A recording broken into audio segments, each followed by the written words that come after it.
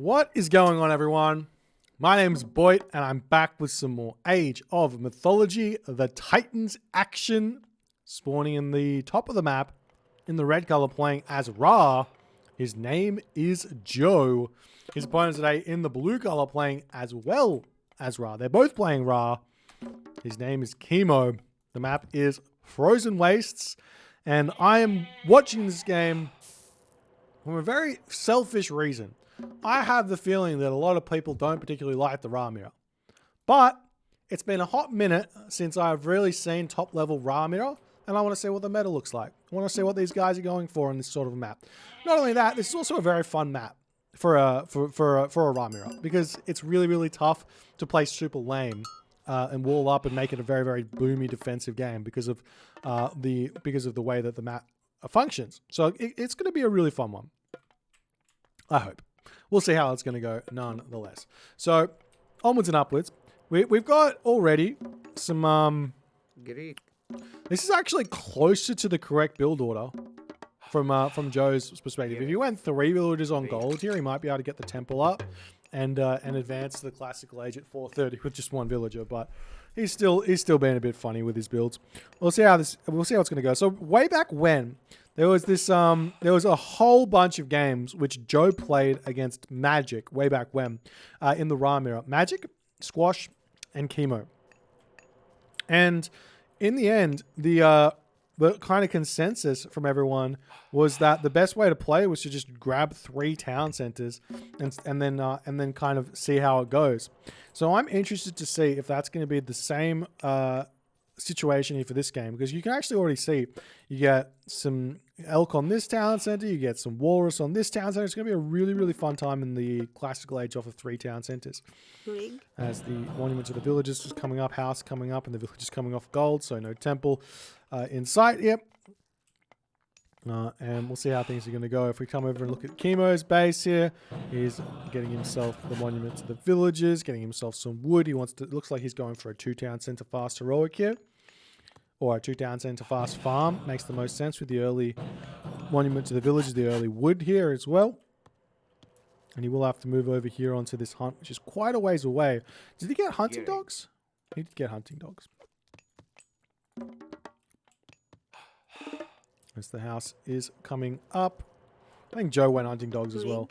I think if you've got hunt, it makes very, very little sense to not go hunting dogs.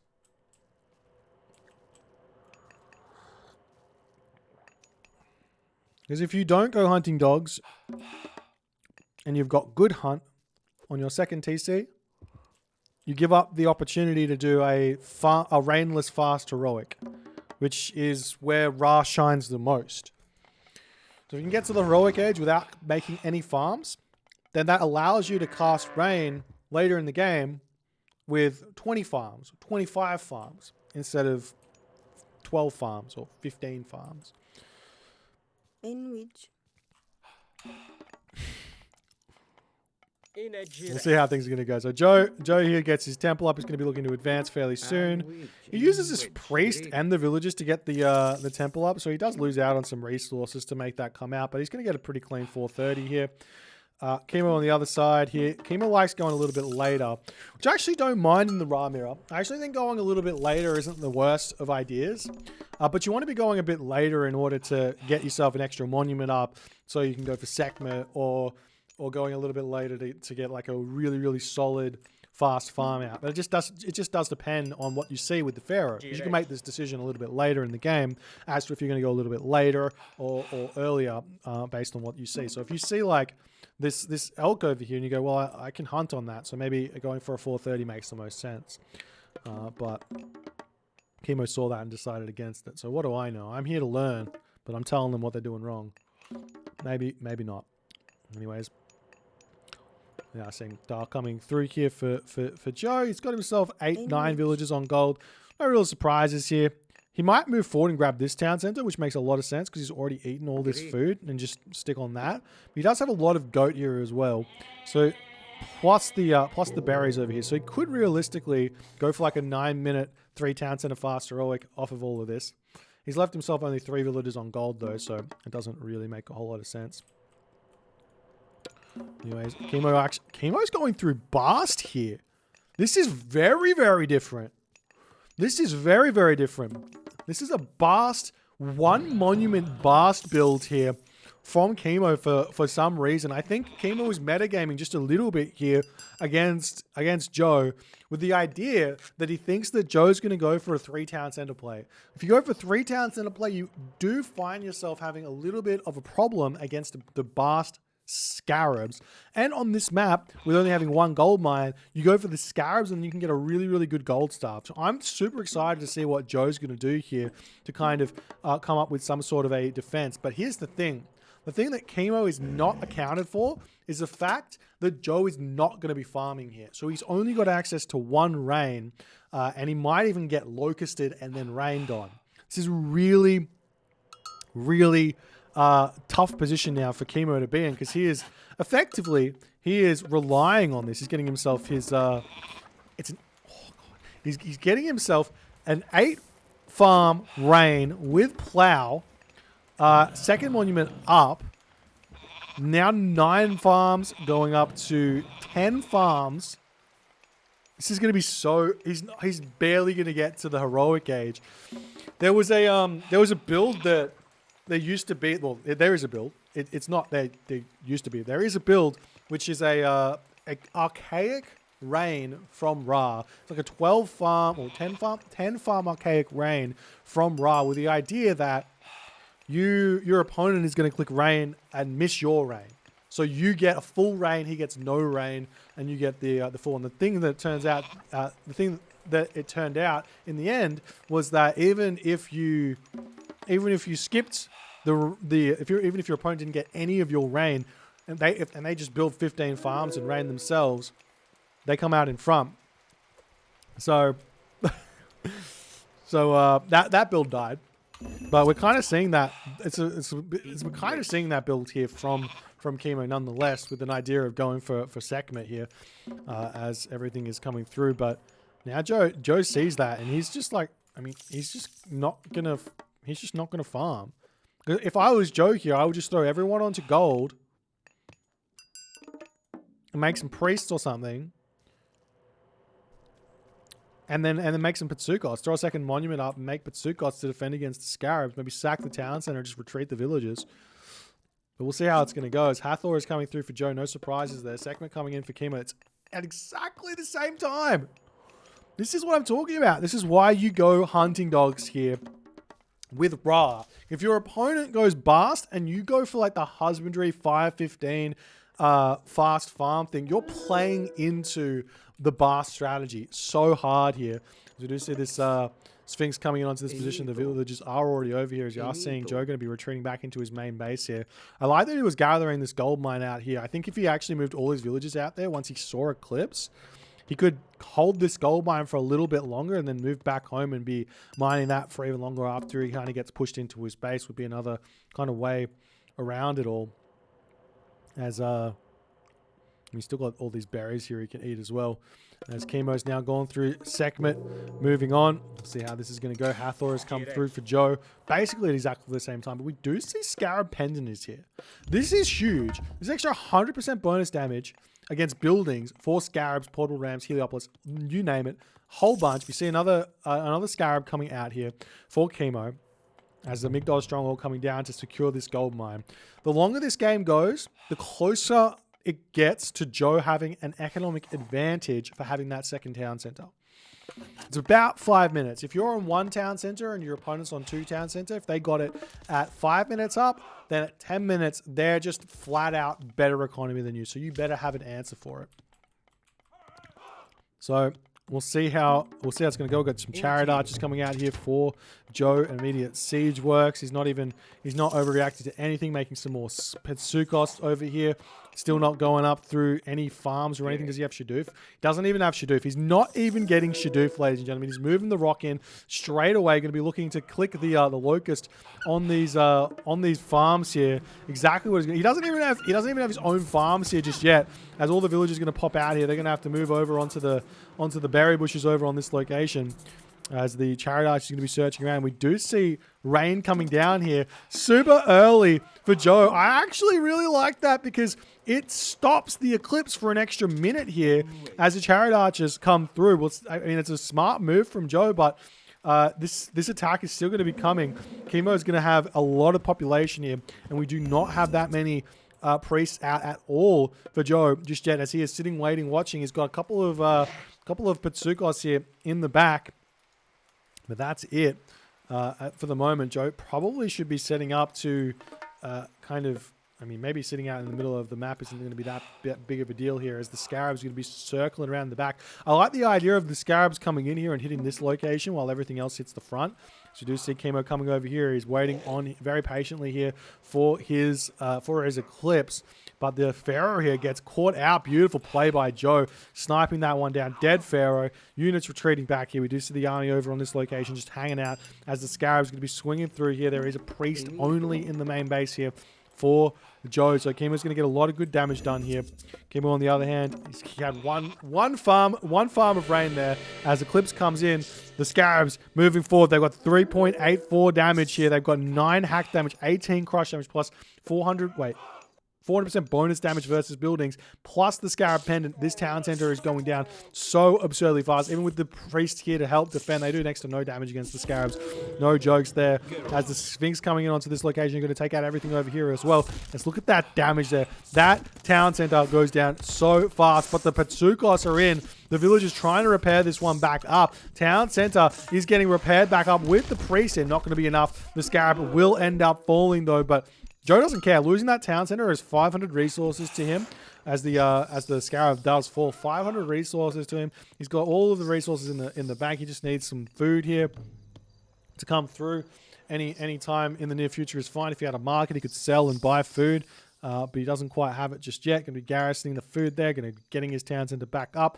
And now Kimo's only real bet to move forward in this game is to be going for a gold staff. He needs to have an answer to Joe's Patsukos here and get a gold staff, hitting this gold mine. You can see he's on both sides over here. We do have the Migdol Stronghold still up over here as well, as the Cryo Sphinx coming in. They're actually really, really strong here. However, Patsukos are a hard counter to Sphinx, because what happens with Cryo Sphinx is they go up to higher Cryo Sphinx. They go up to plus 6 speed, over 6 speed. So they can dodge the priest and they can dodge the Pharaoh as projectiles. So they're actually completely immune to priest, Pharaoh fire if you've got good enough micro. But the Patsukos has got 10 track rating. So they don't miss. You can see this 10, 100% accuracy. 100% accuracy, so they don't miss. As you see Joe coming in onto this position, does manage to get the town center up, and Kimo does garrison there in time as his units coming around this location. We do see the villagers coming over here onto this spot here to grab the gold. But Kimo, he's so far behind on villagers here at the moment. He's so far behind. If we actually take a look quickly, civilian units, look at that. 51 to 41. 10 villager advantage here for Joe moving forward. That's a huge amount of extra resources per second over what Kimo's got. The only thing is that we don't have the farms up just yet, but the farms now coming down. They do have Shadoof. Joe does have Shadoof. He's got plenty of wood in the bank as well. He can sell that if he needs to. As the units moving around on this location, gotta be a little bit careful with this. Those Cryo Sphinx can clean up these Chariot Archers really easily. I'm surprised to see Kimo not having that upgrade just yet. And definitely needs to think about doing it. As Joe's hanging onto this location over here. As Joe's moving around, and we do see a huge shifting sands onto this location. The Patsukos are now in here, and look at the damage they're going to be able to start doing onto these Cryo Sphinxes. The village is going to be retreating away. There it goes, almost half HPing one of those Sphinx with just 3 shots. Beautiful play here, as now the Chariot Archers going after Kimo's Chariot Archers. This is where the micro really, really matters here for both players. You can micro these Chariot Archer wars to all Billio to get an advantage here, as the Patsukos is going to be trying to chase off those Sphinx, but Kimo's got other plans here. He's going straight after the villagers of Joe. Kimo realizes he needs to get some villager kills here to level the playing field, but the villagers here are just going to turn around, shank, no problems here for Joe. He's probably got himself Skin of the Rhino, which he does indeed have here. And we do see the Sphinx now coming in onto this position. It's going to be able to be a win here for Kimo over here, as the Patsukos are not quite back just yet to deal with this. As the Chariot Archer is searching around, we do see the villagers onto this gold mine with the Migdol Stronghold. Should be completely fine. Chariot Archer is now going to be moving around the map here, looking for something else to do. as the Patsukos are now in, and those Sphinx that were once very, very scary here are going to be able to get absolutely cleaned, as he does manage to snipe one Sphinx there, as they're going to be retreating back over onto this location. Still looking around the map. We see Kimo moving forward with his Chariot Archers. Joe in the back of the base here, looking for something to attack, possibly over here onto this gold mine, moving forward, as it looks like this gold mine is very well defended now, as well as the Migdol Stronghold going to be coming down for Joe here on this location, and Kimo's pulling back. It looks like it's actually quite close now. It's quite close. We do have Kimo does have an advantage that we haven't talked about, which is in the Citadel Center. So if Kimo can stabilize here, while Joe does have access to the stronger mercenary that can be spanned across the map, Kimo will have access to 10 extra population, as we do see some nice garrison marker there from Kimo as the Chariot Archers come in. Good pull there, as now we see Joe coming in onto this town center. He wants to grab this town center, secure this gold mine as well. All the farms are up. Economic upgrades here. We don't have... Wait, was that no plow? Classic Joe. In classic Joe fashion, no plow. He just loves not getting economic upgrades. As the villagers coming in onto this position, we see Horus coming through now for Joe, as Kimo's got next to no resources in the bank. He's spending them all as best as he possibly can. So the units coming over here to start hitting this, but we do already have the priests in onto this location, getting some good damage. Not only that, the Wadjet is here as well, and I believe the Wadjet also has 100% accuracy. Something pretty unique to Ra, where he can get 2 100% accurate units from range. Not that the Wadget's very strong, but you see now Kimo going up for his third town center, but Horus is on the way, and that's what's scary here, as Joe can start moving into like Spearman, Horus Spearman here.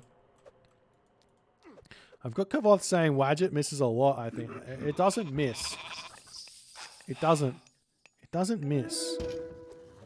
It looks like it misses. The damage goes through. I think. I'll check it afterwards. I could be wrong.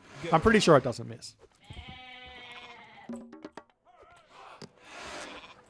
As the settlement over here has been denied, it seems, from Joe. And Joe is simply just really abusing these Patsugos. Patsugos in this matchup are just so absurdly strong, and Joe is showing why they are, as he's just pushing it. He's got the under upgraded Chariot Archers and everything, but his Patsugos just clean up so hard here. We do see the priest is in, but you can just target that down with the Chariot Archers, which we do see. A little bit of micro here from Kimo. He manages to snipe one Patsukos there with Chariot Archers. That's definitely something that is possible, in all honesty. It's probably the right call, in all honesty, is to simply just say, take the L. A little bit of an inefficient trade, but actually you end up taking it down. But now we do have Horus here, that the Tornado can come in onto this location over here, put it up wherever he wants. Villagers moving across the map here all over the place. Joe's got probably tons of resources here. He's got lots of gold in the bank. He's got 41 villagers on gold with 1,300 gold in the bank. And Kimo does decide to tap out there as Joe gets the dub. A really, really nice play here. I think Kimo maybe a little bit uncertain of when... well, it's kind of like this strategy that Kimo did is really, really good against 2 town center fast farm. Really good against 2 town center fast farm. But against 2 town center no farm, this strategy is really bad. And Joe really showed it here. He really showed why it's bad, because not only does the locust come in and kill all your farms, but also you don't get that extra food boost to make all the units out that you want to use. And your opponent is going to be able to defend really easily with just Patsukos. And literally, I think this was just one monument Joe, and he gets out 4 Patsukos. 1 monument. He could have gone 2 monument. He went 1 monument. Now, the other way to do this from the Kimo side of things, which is actually probably the better way, is to pretend like you're playing as Isis. And what you do is you go out and you grab the food over here on this location. You grab this food, you eat this food, and you stay 1 town center. You do like a 7-minute heroic age, and as you're advancing, you throw your farms down, you cast rain, you make your scarabs, and you go. Much better. Anyways, if you guys enjoyed this one, please consider hitting the follow on the Twitch. If you're on the YouTube, hit that subscribe button, and I'll see you guys in the next game.